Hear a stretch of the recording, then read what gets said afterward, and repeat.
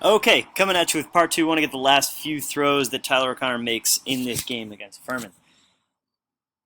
Here we go. Shotgun, play action, busted play. This is not a throw, but you can't really blame him here. I mean, this play was busted. Their defensive line was able to get some penetration, missed block. Beadle really, I just want to note one thing about David Beadle's performance on this play. He pancakes this guy, even though it doesn't really matter. So good job by David Beadle. Okay, 3rd and 8. Here we go. Shotgun, drops back, stares down the first read, but it's a good throw. So this is kind of the good and bad of Tyler O'Connor in this game.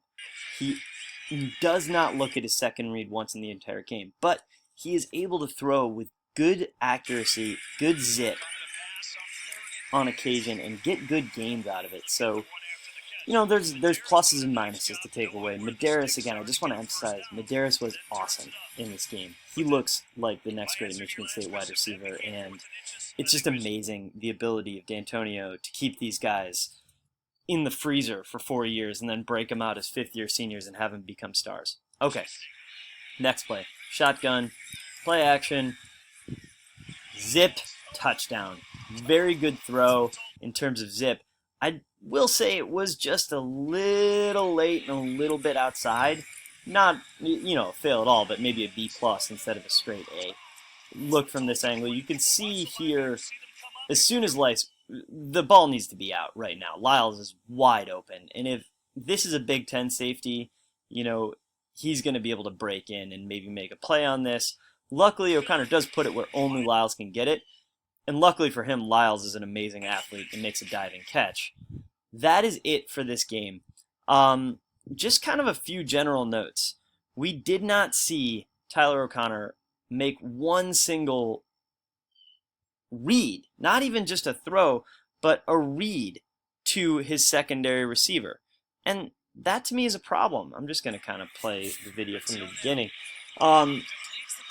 He does do some nice things in terms of accuracy, but for a guy who himself has claimed that he has a 10 or would put his knowledge of the offense against anyone else in the country, and his head coach has claimed that he's a 10 out of 10 in terms of knowledge of the offense. I didn't see it. You can chalk it up to first game jitters, but again, this is a guy who won a game against Ohio State on the road, so he's played before in big situations. Home opener against Furman should be kind of easy breezy. But I'm not saying that O'Connor can't improve, but he does have some issues right now. He's late, he hesitates, he waits to throw.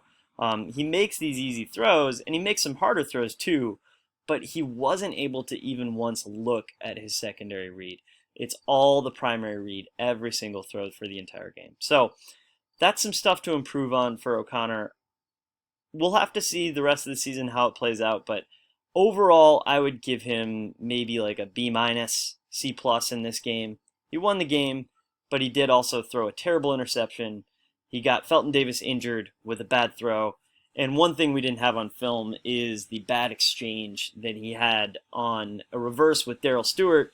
And I don't have that on this film, sadly, so I can't show it right now. But I would argue, if you watch that O'Connor does not do a good job of getting the ball into Darrell Stewart's belly, and was potentially his fault that ball was fumbled.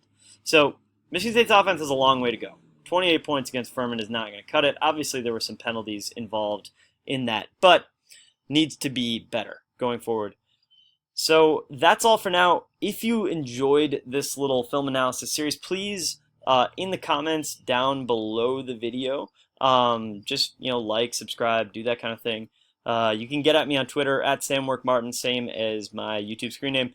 Hope you guys enjoyed this, and hopefully I'll be able to do some more of this throughout the season. See ya!